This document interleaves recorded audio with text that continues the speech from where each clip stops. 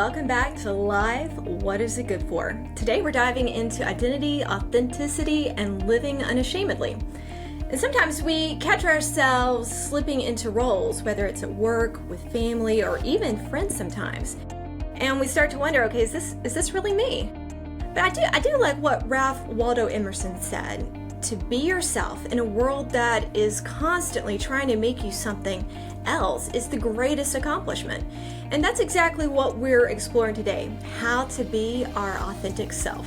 It's going to be a great episode today, folks. Joining us is the infamous, the wonderful, the gracious, the awesomeness, Miss Norel Austin. Everyone give her applause. She is passionate about self-love, branding, empowerment, and she has been at LinkedIn now for several years, helping people step into who they really are with confidence. She's the owner of her own coaching business entitled The Yes Crowd, where she enjoys helping individuals and businesses get in touch with who they are and learn how to express themselves.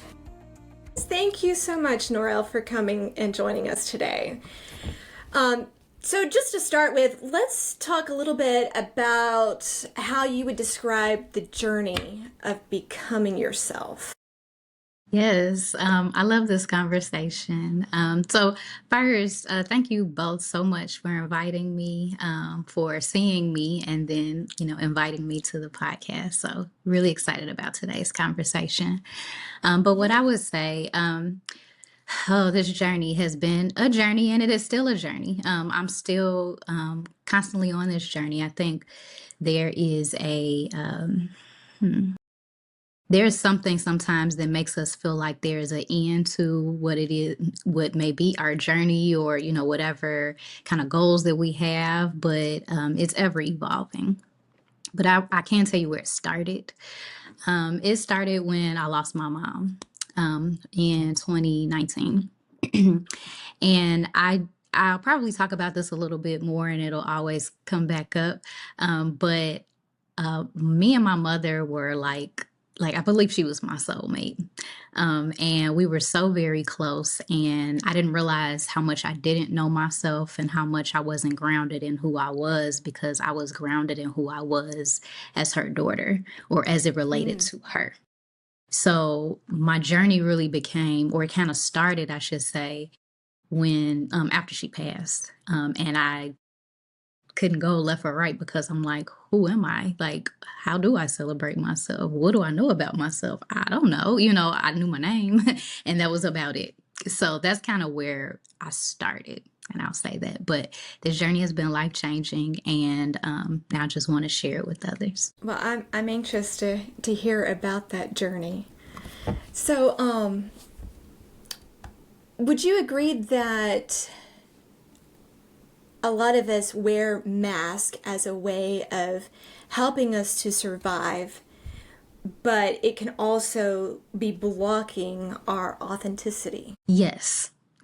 And I kind of want to I want to reframe mask and kind of think of it in an additional way as well.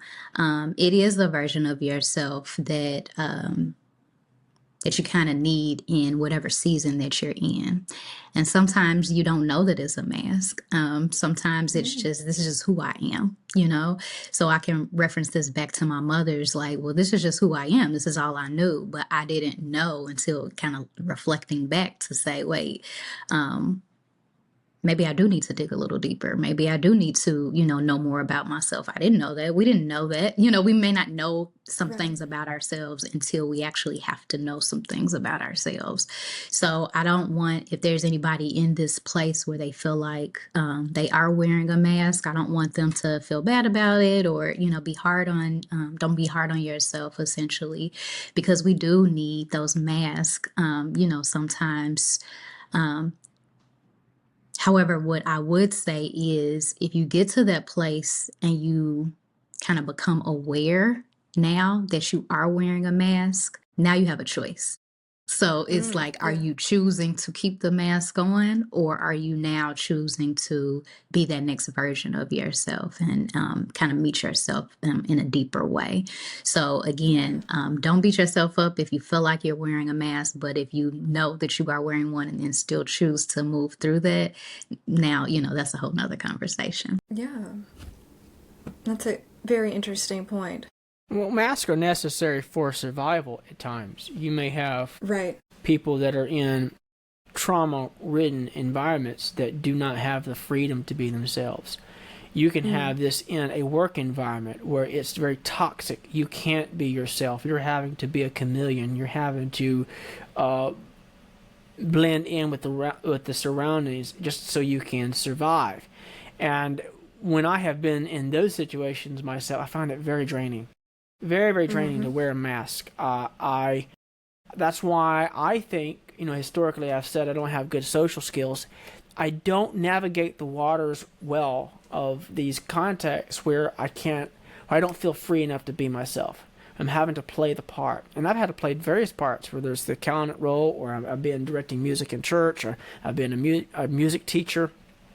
And you're constantly putting on, and I think there's some validity to that. I can't be who I am at home sitting in my PJs, right? I can't be that person, and if I'm the person that's going direct, in my case, I was leading music at church, or if I was teaching music lessons, or I got to be a little different person when I'm dealing in the accounting and business world, because it's a different type of energy you have to bring. But the challenge that I have struggled with was, I want to match my environment, but I want to be true to myself. Does that make sense? Yes.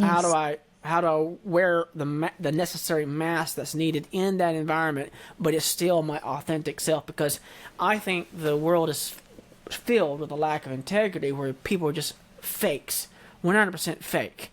And so I don't want to be that way. My goal is to how to be a real person. While you guys are talking, here's my little sketch marks. I'm always taking notes while these things happen, because moments of inspiration. So if we imagine ourselves as a window pane, it's got 4 different panes inside that window. We have one quadrant where me and others. That's what me and others have, a shared common knowledge of who I am. We have a pane over here that's just others. That's the part they see of me that I don't see, right? I can't see that. That's kind of like my blind spot. Then I have a part of me where it's just me. That's my private life. Only me, only I know it. And then there's a section of me that nobody knows, that I don't know, other people can see, only God knows, right? And so that's the part that can be a little scary to me, the part that no one knows, and even the part that people see that I don't see. Because in order to deal with the part that other people see of me that I don't, I got to be able to be open to constructive criticism. And sometimes that truth coming in can be completely opposite of how I see myself. So that takes a lot of maturity. So I don't know where I was going with that. I'm just sharing my random thoughts there. Hey, we got a quote here. I think that's a good point, though. And we're probably going to talk about this later on in the conversation, but others are going to see different parts of us that we maybe are not ready to meet, or maybe that we do not agree with.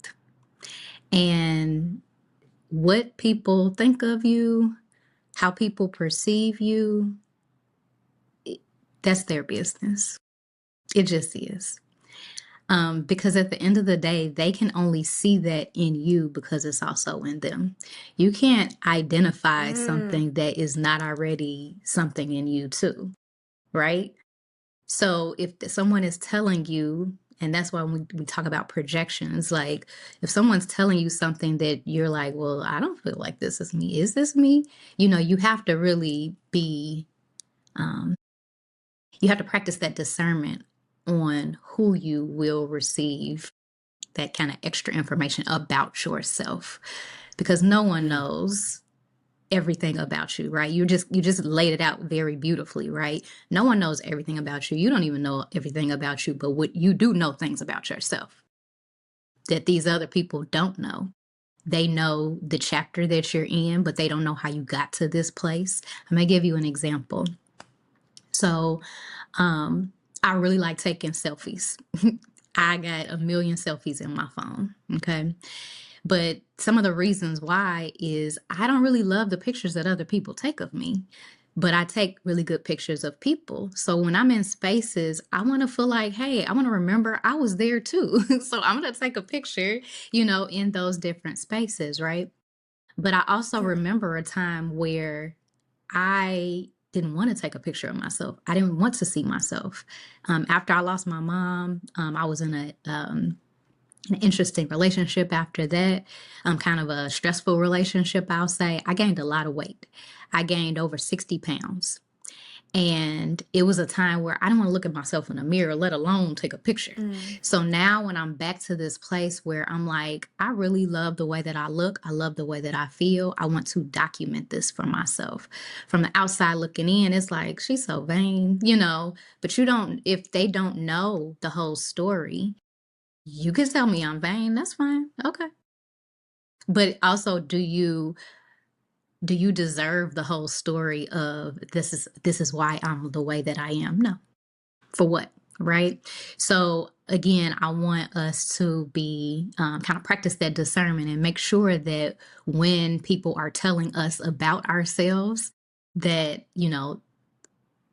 how we feel about ourselves and what we know about ourselves comes first. Do you feel that you have that impulse to like jump in and try to modify someone's impression or view of yourself, or do you just let them have their opinion even if you believe it to be wrong, that you're that confident with yourself that you don't really bother to correct their viewpoint of you? It depends on who it is.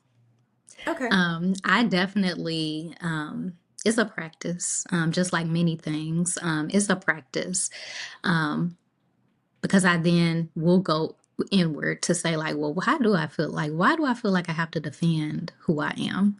Why do I feel like I have to explain this to this person in particular?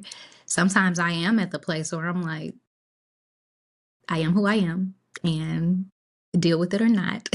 And then there's other times where I feel like I probably over explain.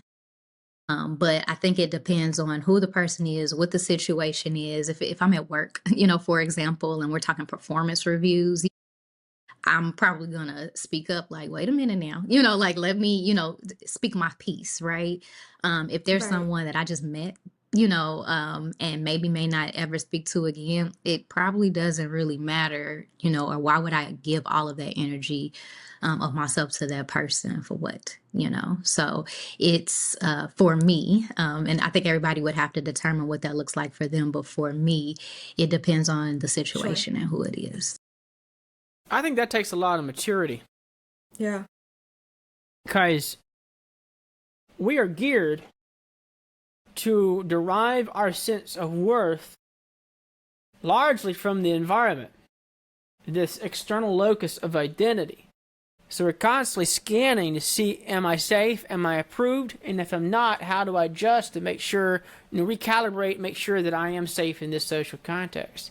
So if you constantly have your radar out there and you need people to think well of you, it's very easy to go on the defense if someone is not sharing that positive image of yourself that you think they should be. So I read a quote the other day, and I'm going to paraphrase it. It said that maturity was being okay with other people having a wrong opinion of you and just letting them have it and just walking away. Right? Wow. That's really, it's not arrogant.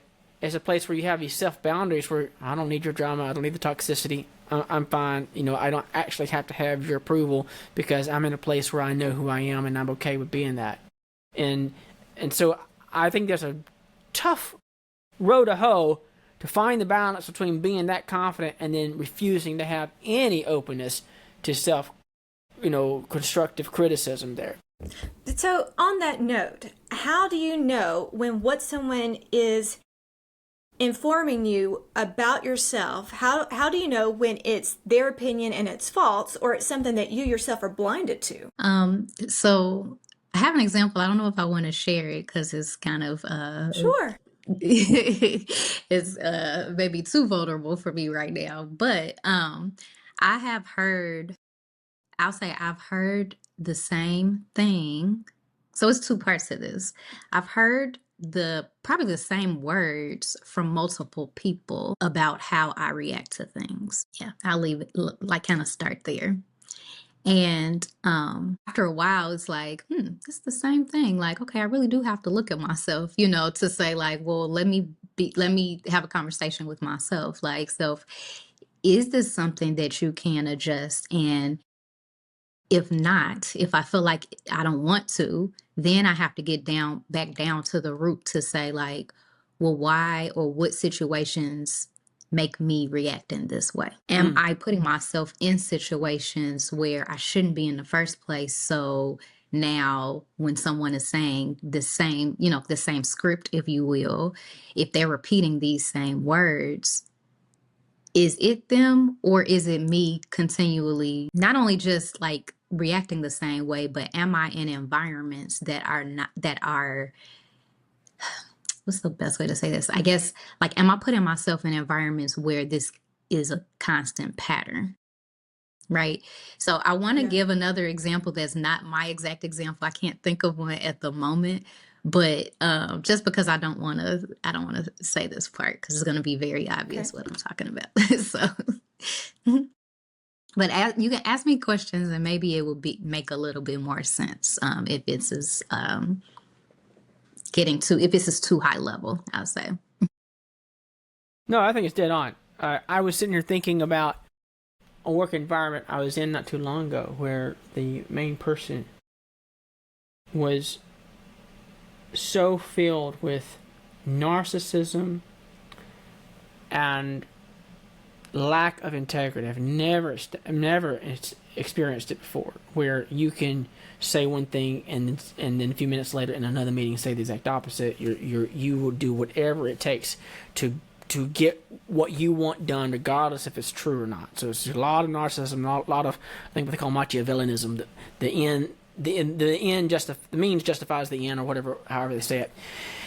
So the end justifies. What's the statement there, Bridgett? The means justify the end, or the end justifies the means? Yeah, the means. The end. Oh, I think it's the end. I think it's the means, right? Oh yeah. I think so. Maybe not. Okay, now I knew what you were talking about, so I had to like actually stop and think about it. It's been a long week, and so. But the point I'm making is that we can be on the other extreme of the spectrum, where we're wearing so many masks, we're trying to deceive so many people, that we ultimately deceive ourselves, and we don't even know who we are. We can't even define who we are. So this is a quote from some French person whose name I can't pronounce. We are so accustomed to disguise ourselves to others that in the end we become disguised to ourselves. And so what a horrible way to live. To spend your whole life trying to please other people only. And you're never being true to yourself. You never find out who you are. And I think that is a road of bitterness. I think that's the road of lack of fulfillment. I think that is a road where you wake up and you blame everybody else for your problems because you haven't focused in on who you are. So here's some questions. This is for Norel or Bridgett. When did you realize a mask was costing you more than protecting you? That's deep. Bridgett, you wanna? This is your show. Okay. I'm here to learn. So you go ahead and take this one if you have something to add for that question. Well, I mean, I touched on it a little bit when my mom passed. Right. That was a huge realization that I was about who I was and how much I didn't know about myself. I saw some of our notes prior to this conversation about early roles. I'm the youngest of four, so I, grew up seeing what this sister did and how the parents reacted, what this sister did, how this one reacted. So I kind of shapeshifted to be the good final child. But I was also very smart. So I was probably making decisions based on all of that, but then still doing what I wanted to do, but knowing my parameters based on what my older sisters were doing, which for a child and growing up, that's a lot. That's a lot to be trying to figure out and navigate. And nobody told me to do that. It was just like the way that I kind of found my place, if you will, in the family, right? Yeah. So a lot of that can turn into people pleasing because it's, I didn't want to disappoint my parents. I went to college because all my sisters went to college, and I knew I didn't have a choice to go to college, and I didn't want to disappoint my parents. I got good grades because I didn't want to disappoint my parents. Yes, I was smart. I could probably get good grades, but I wasn't motivated like by myself. It was like getting that validation and that pleasing. I wanted to please my parents, right? So when you get to that point where, now I am successful, but I'm successful because I want to be, because there are goals that I have for myself and the vision I have for myself, So like, I think the realization that even though we do sometimes wear these masks, or we are in different seasons, I'll say that again, in different seasons, and we kind of react to things in different ways. I also want us to make sure that we are, because these are skills that we're building, whether we want them or not, like that we are collecting these skills and using them in a better way for ourselves moving forward. So when I think about, people pleasing even, I'm not in sales, but I do have to, like sell the value of my company's product to customers. They've already purchased the product, but I want to make sure that they actually use it. Now, because I'm an authentic person, it has to be a product that I actually believe in, because I'm not just saying anything just to say anything. Like, I can't do that, right? But at the end of the day, I still have to listen to them. I still have to understand what their needs are, what their challenges are, and then reflect back to them. And that's a form of people pleasing, right? Like, I'm still like, I'm on your, like, listening to every word that you say to make sure that the solution that I'm providing to you is going to solve your problem, right? So yes, people pleasing is bad when you're doing it from a perspective of, you're doing things that you don't want to do. But people pleasing is probably another word for it, when you think about it from a work perspective. But it's different when you are trying to please the receiver of whatever information or the product or what have you that you're trying to kind of give to someone else. Right. As you were talking, I was reflecting on my life of the last 20 years. And in previous episodes, we've talked about toxicity and home environments and personal relationships. And I think this is where masks can really come into play. Where you're trying to survive. Well, no. You're trying to convince yourself that you belong somewhere or with someone in a relationship. And you're willing to be something exactly opposite of who you are just so you are not alone. Or in the case of abusive relationships, you are basically allowing yourself to be molded into whatever that narcissistic person wants you to be.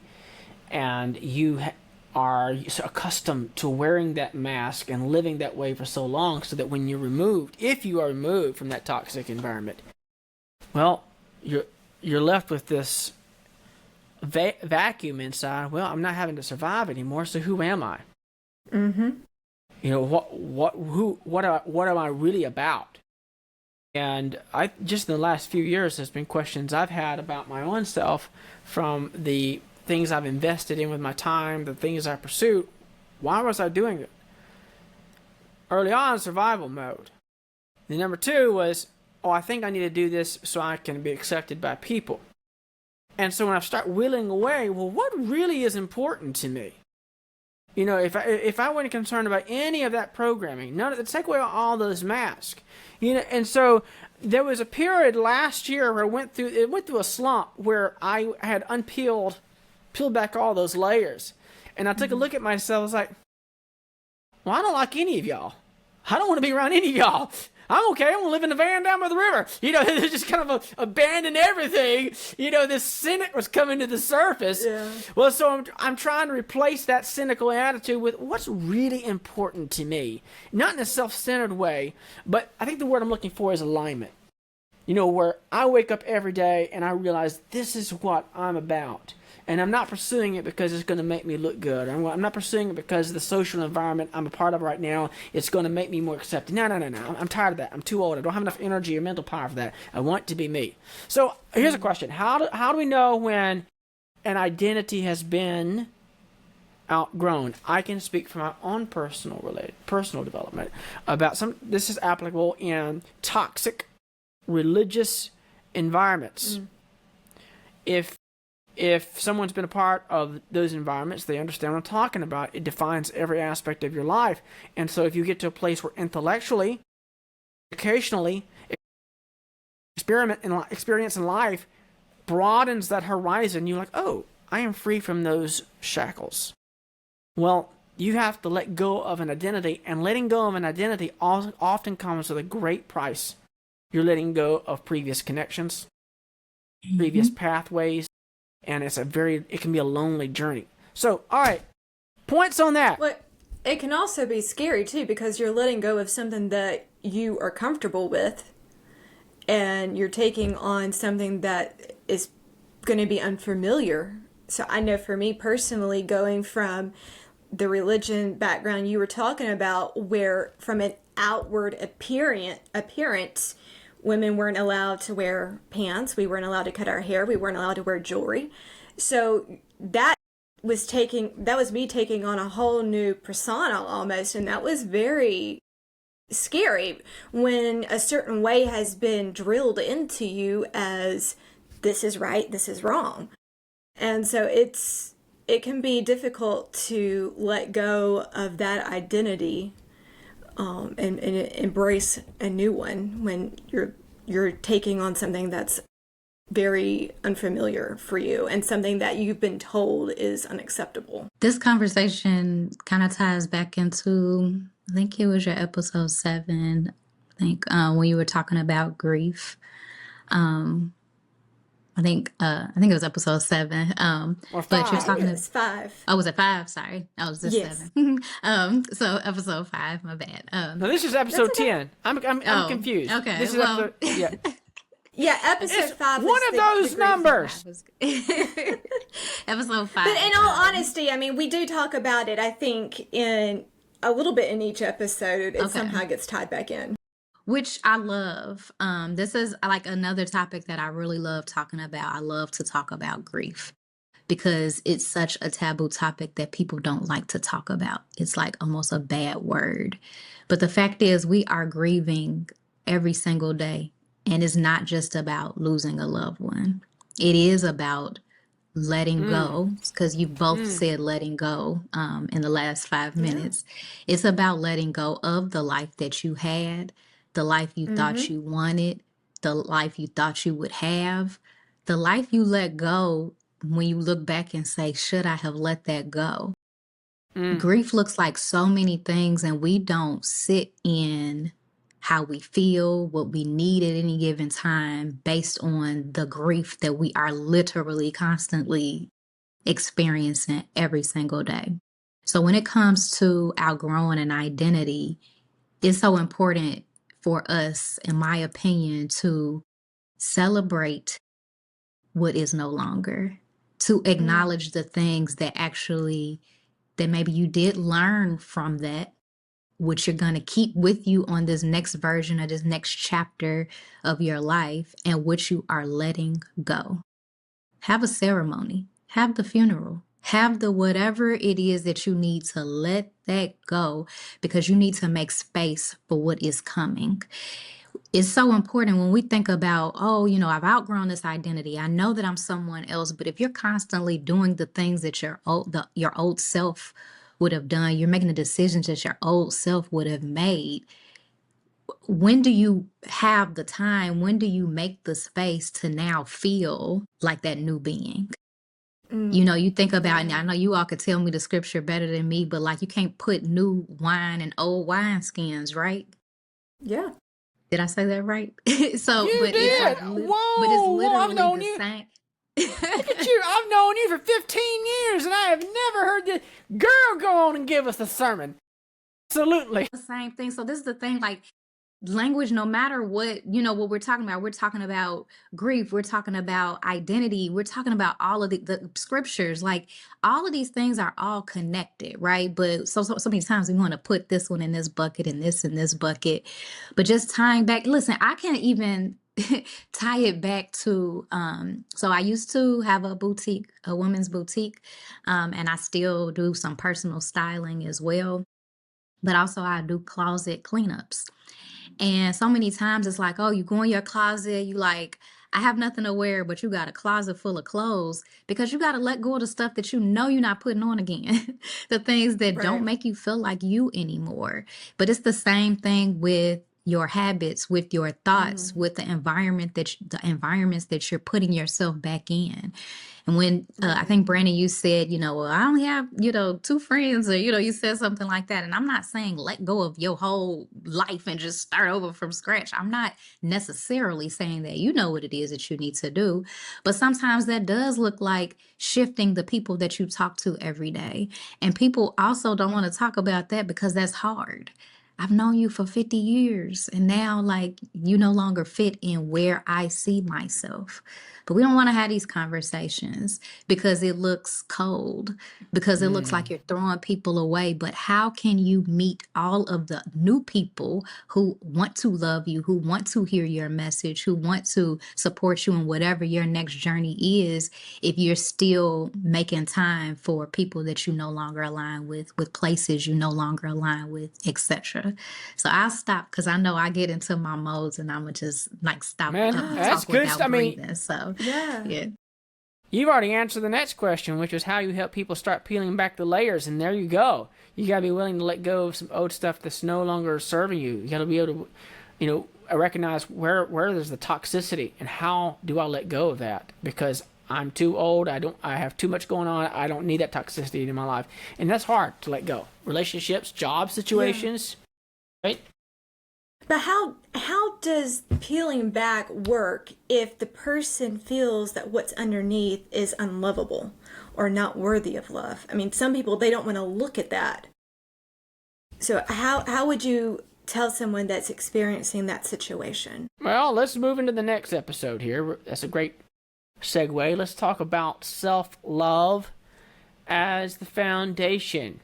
So self-love not being an indulgence, but being a grounding. Knowing my worth means I have boundaries. I know how to say no. I know how to be authentic. One of the things that Norel, I've shared with Bridgett in one of the books I've written recently, I talk about this acronym called REAL. Resolve to embrace authentic living. And every time in my life where I've gone astray from that guideline, I've got drama. I got toxicity because I'm not being true to myself, and which means I'm robbing other people of seeing the true, authentic me, the good and the bad. So we have a quote here: "Owning our story and loving ourselves through that process is the bravest thing we'll ever do." This is from Brené Brown. Matter of fact, Bridgett, I quote her in my music book. She owns some stuff about growth. Great. So how would you say that you could practice self-love when that does not come naturally? And that is a very personal thing for me. So the fact is, self-love does come naturally to some people. But for most of us, and I am including myself in that, it is a practice. And I'm going What does to that look like? So, well, see, I want you to, before we jump into it, I just want you to think about how big this question is. Because if somebody came into your music school when you had it and they said, hey, I got this flute that I just bought 15 minutes ago and I can play. No, you got to practice. Like, why would that person expect to just know how to play it just because they have the instrument? You have the instrument, which is you, but the world, I think, tells us that self-love is easy, that it's something that you should just have just because you were born. And you'll get to that point where you do feel that way. But for so many of us, it doesn't look like that. What it looks like is you got to be intentional about it. But even before that intentionality is the awareness. So if there's anyone actually asking this question and like, well, where do I start? You've already started, because you are at a place where you want to feel like self-love is something that comes natural to you. So start with the awareness first. Okay. After that, oh, go ahead. No, keep going. No, please continue. No, the only thing I was gonna say was, like, after that, it's like about being honest with yourself and not trying to make yourself feel it overnight. It is a moment, sometimes a moment by moment, like the moment by moment decisions that you make. But then it's also something that's important to me is keeping track of what that looks like. Because, there may be one day where, I'm feeling, you're feeling really down or, what have you, but I can then go back and look. I have a jar of things where it's like my receipts for myself, where I've kept track of, whether it's my accomplishments or what I've pushed through before or whatever. And that helps me to love myself more, because now I can remember, like, oh yeah, I did have this situation and this is how I got out of it. Or I did have this, program that was a vision in my mind, and then I was able to create it in reality. So I'm constantly like keeping track of the ways or the things that make me feel like I love myself. So that when there are times when I don't, I can go back to that jar or that list. I'm a Virgo. We love a good list. But like I could go back to that list of things to say, like, yeah, I do love this about myself. Look at you, girl. Okay. And then, not that sometimes it's easy to snap myself, back out of it. But again, this takes intentionality. And it's a constant practice. It's not something that you just wake up every day and like, okay, I just love me. However, it's the last thing I'll say. I have a paper on my wall. It's a quote I got from like Instagram or something, but I typed it out in the way that I received it. But it's like I can wake up and just look at this note on my wall. It said, I don't even know the exact words, which sounds crazy because I read it every day, but it's like, I love myself. I love my body. I love the people in my life. I love the life that I'm living, all of this. So again, it's constantly being poured into me, even when I'm not trying to make it, I'm not trying to pour it into myself. It's just constantly being added to me. So if it doesn't come naturally, first, give yourself grace to know, like, okay, well, it may not come naturally for me yet. Yeah. But I can practice this along the way. So, coming from our background, I guess I've always thought of self-love as being more self-centeredness, and we were always taught more about a selfless approach, putting others first. Yeah. So how do you balance what you're describing and not coming across as someone that's self-centered? And maybe self-centered is okay. I'm not 100% sure how that works and the balance that you maintain. So this is kind of two parts. The first, I had to come to the point that, because my self-love doesn't come from myself to say, like, Norel, you all of that. You know what I'm saying? It is, God created me this way. All of the things that I actually felt some type about myself, about whether it was because multiple people could tell me I'm too much. I have had a family member tell me that I'm selfish, that I could never have kids because I'm selfish. I have had, people say all of these things to me, and I have to get to the place where I'm like, well, this is just who I am.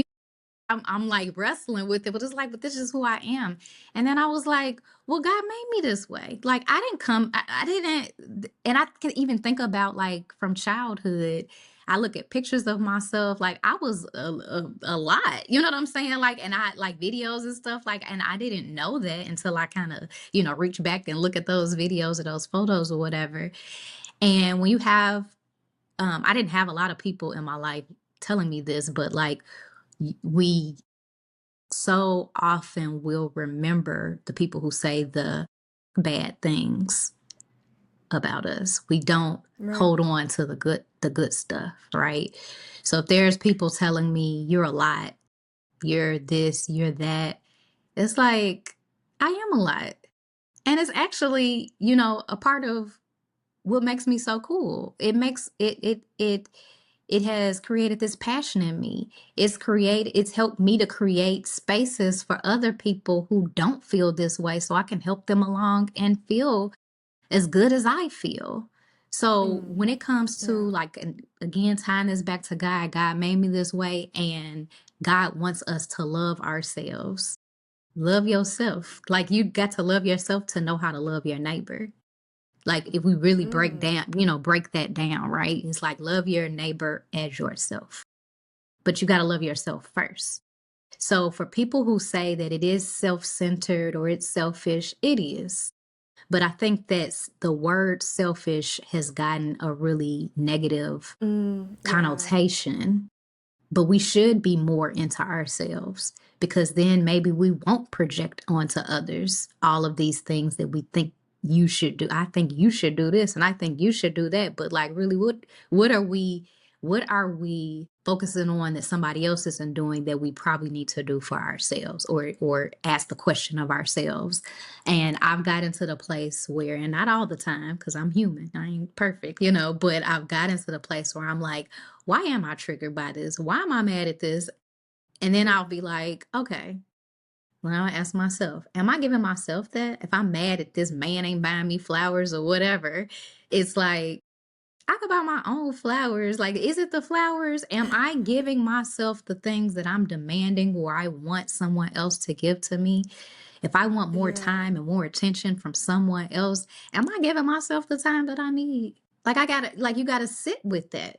You know what I'm saying? Right. And so, but that looks or could be selfish. That is selfish, because now I'm not giving someone else the power to determine what my self-love looks like, what taking care of me looks like. I'm not giving someone else that autonomy, because we have families, we of course, and all of that, but we are born in this world alone. We will leave alone. We are the only people we will be with 24/7 every single day. The only people. And if you don't love yourself, if you are not pouring into yourself, if you are not giving yourself what you need at any given time, you're doing yourself a disservice. Like that's how I feel. That's great. I gotta understand what's going through my mind. I'm just sitting here listening to this. God made Norel. He goes, wow, this is a bundle of energy. This is awesome. This person is just going to own every room she walks into. God made Bridgett. She is going to be so organized. I can ask her to run the country. And he has this long list. Then he came to me, and there was a silence. And you hear this quiet, oops. And that was it. I came off the assembly line with, oops, well, that one got through. I'll go back to what I just said. You only identify it because you got it too. You know you a ball of energy, Brannon. Come on now. You know you Mr. Personality, okay? Yeah. And you're choosing, if you don't like, and you said Bridgett could run the country and, own any room, and all of that. You could do that too, but you don't want to. You know what I'm saying? So that's where I think the disconnect comes in. You got all of these things and more, much more. But we can have the conclusion. Bring me back for the episode just to talk about Brannon, and then the episode just to talk about Bridgett, because I got a lot. So. That's great. I think I realized there's not enough Scrooges in the world, so I'm trying to perfect this professional Scrooge mentality, and so I'll do it with Najia. I'll just go humbug for no apparent reason. She'll just say, "Shut up." Oh my goodness. Bundle of joy, Mr. Personality. And so let's talk real quick about Norel. We could actually have a whole episode on this. But on your take on the various types of self-love. And I know that's a deep conversation there, but what are some pointers you would share with us on that? Well, one of the things that I'll just remind people is that self-love is not always fun. It is often not fluffy. And it definitely is not one thing. It looks different in different seasons of our lives, in the different environments we're in, etc. So self-love could look like holding yourself accountable. And That don't sound fun. it don't sound fun, but I mean, and sometimes I say we, but a lot of times, well, obviously when I say we, it's really me, and anybody that it resonates with, it is. But like, I can tell you right now, like I pay for a personal trainer to hold me accountable because I'm not working out. I'm not working out without her right now, right? But people will tell you that self-love is going to the gym, eating right.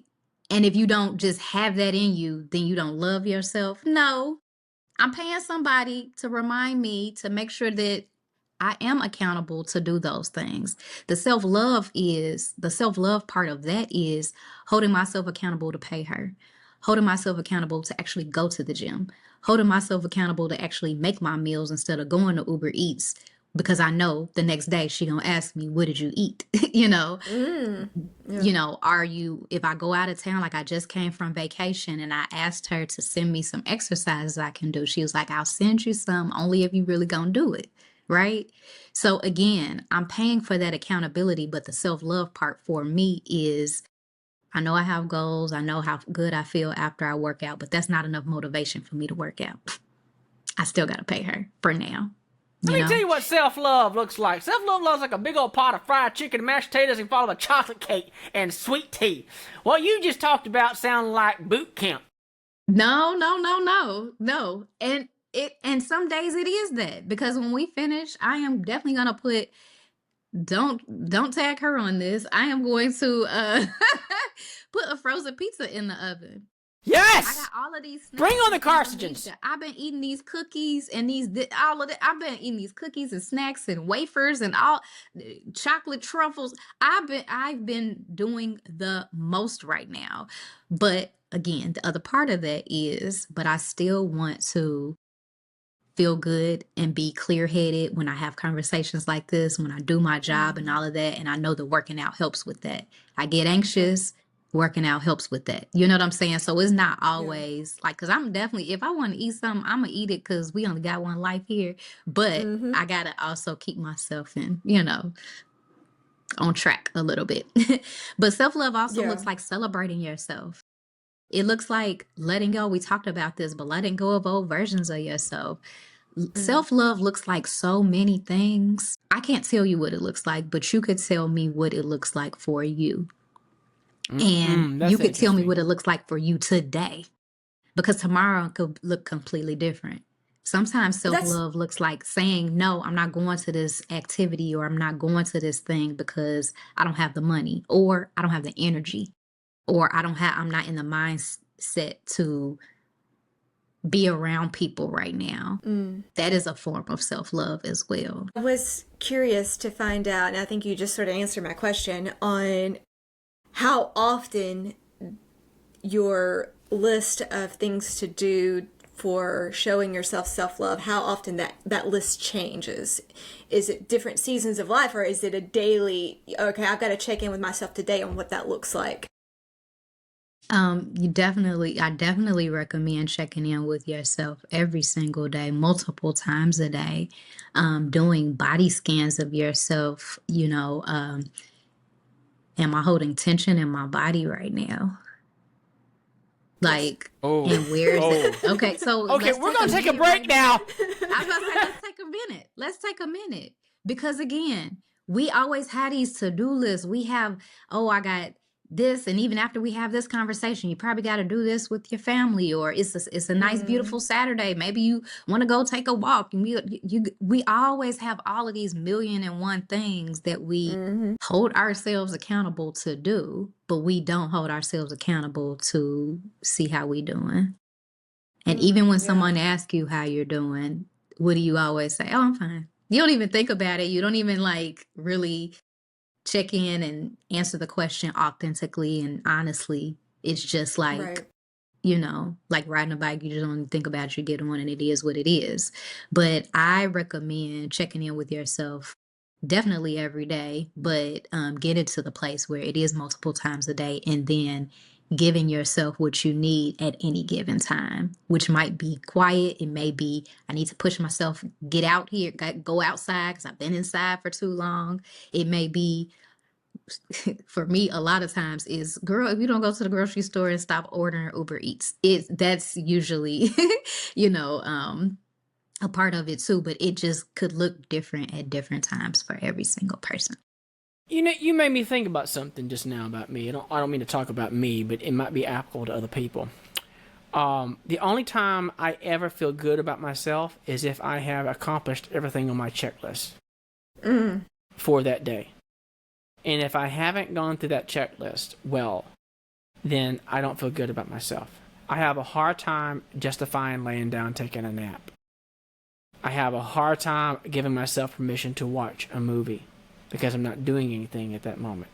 I have a very hard time playing any game if it's piddling. And so I will catch myself if I just went blurry. If I ever catch myself doom scrolling, I just have to, I feel guilty about it. I gotta go do something. I gotta go clean something. I gotta go organize something. There's always something in my closet that can be organized. There's always there's a dust bunny somewhere that's gotta be taken care of. And so I don't know how to actually feel good about myself unless there's something being accomplished. And so I got a little tickled just now when I was thinking about that episode from The Big Bang Theory. Where Penny's driving down the road and Sheldon's like, hey, your check engine light is on. And he's like, I just ignore that. And I'm like, how many times do we go through life and we just completely ignore the check engine light that's going on there physically, emotionally, and we're just functioning. And I think when one of the previous episodes, Bridgett, we talked about the importance of vacationing and getting away and finding a balance at that. So, well, and we also talked about how some of us, and I think it sort of touches on what you're saying right now, how we put value on ourselves based off of our output instead of accepting ourselves as is without actually having to physically be doing something to make ourselves feel, okay, yes, I'm meaningful, I have a purpose, or I know exactly where you're coming from because I feel the same way. And I do think some of it goes back to the way Brandon and I was brought up and what we witnessed as far as our parents never really taking downtime, or mom was always busy, busy, busy. And so I think it got into that script that we've referenced in the past episodes of our upbringing. And it is something that's difficult to overcome and give ourselves that permission to take that time, self-love, and rest if we need it, without constantly feeling like we have to have some type of output to feel worthwhile about ourselves. Well, that brings us to a great transition moment here. When we build that foundation, it shapes how we show up, and that shows up in our personal brand. So we're going to move here to segment 3 here, this authentic branding, how we show up in the world, this alignment of inner self and, this outer expression. Here's a quote from a John Jenks, if I'm pronouncing that correctly, Bridgett. Branding I'm is not simply, sure. Okay, we don't know. I just love what he said. Yeah. Branding is simply the art of becoming knowable, likable, and trustable. Is that a word? Trustable. I've never heard that word before. That's fast, but I love it. We're going to take it as it is.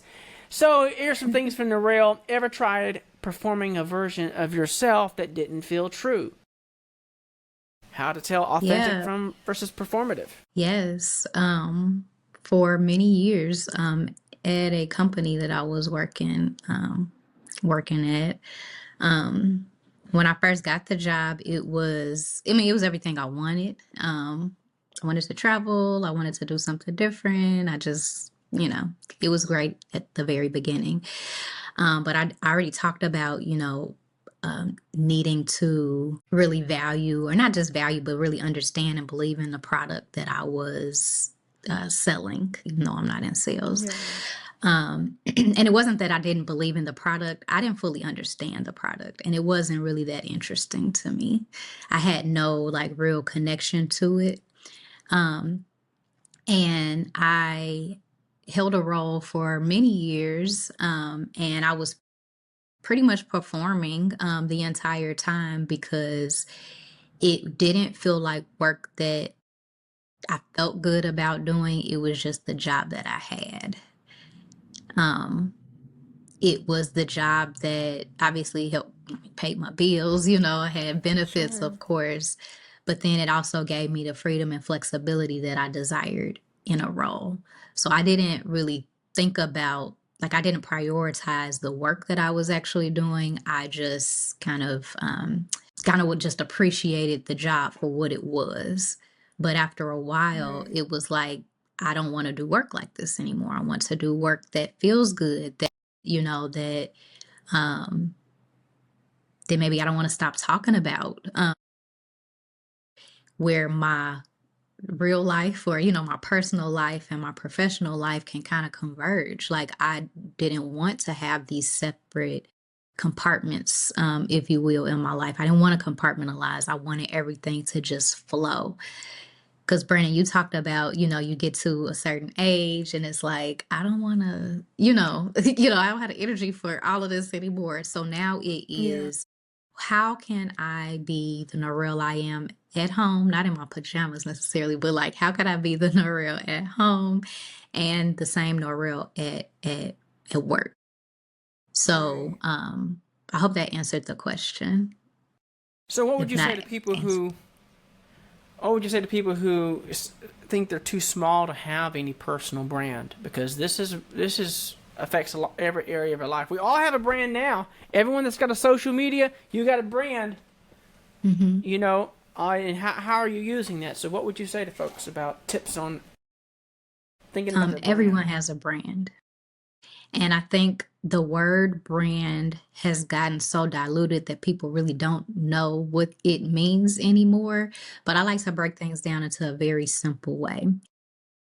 So, like you mentioned, I work at LinkedIn, but something that I got really passionate about was making sure that people understood how to share their story on LinkedIn, because that's really what your profile is. It's sharing your story. It's not sharing your life. It is sharing the parts of you that will align, usually because people are looking for jobs, will align with an employer that's looking for that part of your story. So when I think about, if I tie brand, like your personal brand, back to LinkedIn, what story, if I go to someone's profile, if I go to your profile, whether it be LinkedIn, Instagram, any social media site or what have you, if I open up your profile, what do I want people to know about me? And that's what your brand is. You can craft your brand. Now, Brandon, I know you're going to say something. I saw that face. I know you want to say something funny. Go ahead. Just thinking about my posting history. I think it equates to ways to frustrate the wife. That's my brand.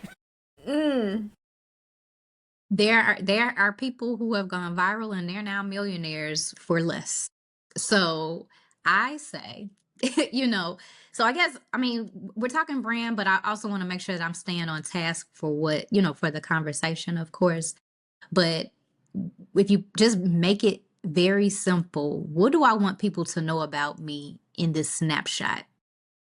Like, if it's on social media, or if it's on your website, or if it's when you're promoting the podcast, like, what do I want people to know about me when they end the podcast, or before they even watch? What do I want them to know about me to pull them to listen to my podcast? So there's no such thing as being too small to have a brand, because we have a brand whether we craft it or not, but we get the choice to craft it how we like. So Yes, I'll pause there. Well, that's a great way to transition. Bridget, let's go here into segment 4. Why don't you lead us there? All right. Living unashamedly. So I have another quote. Brene Brown, she said, "You either walk inside your story and own it, or you stand outside your story and hustle for your worthiness." Wow, that's great. Yeah, I'm sitting with that one for a second. Yeah. I like that. I almost want to read it again. Like, I read it do. again, Bridget. You either walk inside your story and own it, or you stand outside your story and hustle for your worthiness. And Brennan, I really feel that's where we keep coming up, because we feel like we're hustling, trying to feel worthy, trying to feel like our output is what's creating our self-worth. But I think, according to what she's saying, if I'm interpreting this right, I mean, you either walk inside your story and own it, which to me, I feel like I keep hearing that the saying, Brian, where it says, "Stop trying so hard." I was like, do I say that? Because no one's going to know what we're talking about. It's an old, stupid movie that we watched as a kid, and I was like, do I say that? That's exactly where I'm at. Yes. Stupidness. Yes. Don't try so hard. Yeah. So, Norel, when would you say you felt the most unapologetically yourself? I'm gonna tie this to the quote, because when I read this quote, it made me think of main character energy. Recently, I don't know, in the last couple years, yes, in the last couple of years, this was like I don't know, they were printing it on everything, t-shirts, like memes, it's like, oh, be the main character. But like, it's very important for us to be the main character of our story, or we will be the supporting actress for actor our whole life. And that's really what Brene said in this quote to me. This is how I interpreted this. So, but to answer your question, when do I feel most unapologetically myself? Right now. When I am like in this moment, in this season, in the last few years, and it's come from me first seeing myself, because it's one thing for people to say, "Oh, you're cool and you're this and look what you build," and all of that. And it's just like, oh, okay, like, whatever. I'm just doing what's on my to-do list. But I had to kind of recognize and see, wait a minute, what I have done is really cool. People are telling me that the programs that I'm creating, they're life-changing. They're transforming them. They're telling me all of these things. But I had to recognize it for myself first. And for me, I had to do the things first. It wasn't enough for me to just write it in my journal and now like I feel empowered. It was, I had to, and again, referencing back to programs that I've created, I had to see the whole story to say, wow, I had this vision was given to me. God, gave me this vision. Now I've created it in real life. I now see not only the testimonies and people telling me how much it's affected them, but then in the background of that, I know what it took for me to get to that point, because it was hard, because I was balancing doing other things, because I knew I had those down moments where I might have been depressed. It might have come during the time, like a heavy time of year that I always feel like around Mother's Day, my mom passing, like that, then her birthday, that all comes within a month, basically. So like, it's like, oh, and I did all of this, even though I had all of this other stuff going on. So it, again, it's constantly a going back and looking back at myself to say, and again, I'm gonna reference those receipts, or, that keeping track of your wins, or whatever you want to call that. Right. It's me reminding myself of myself. Reminding myself what I have, not only what I've accomplished, but about who I am. And day by day, I think I get more comfortable being unapologetically myself because I am constantly intentional about learning more about myself and about like sitting in the confidence of who I am, what I do, what I build, how I create, how I hold space for others, all of these things. It takes a lot, you know? Yeah. So, Yeah. so I think just to kind of sum up the question, yeah, I have felt my most unapologetic self every single day that I kind of stay in alignment with what I know to be true for me. Mm.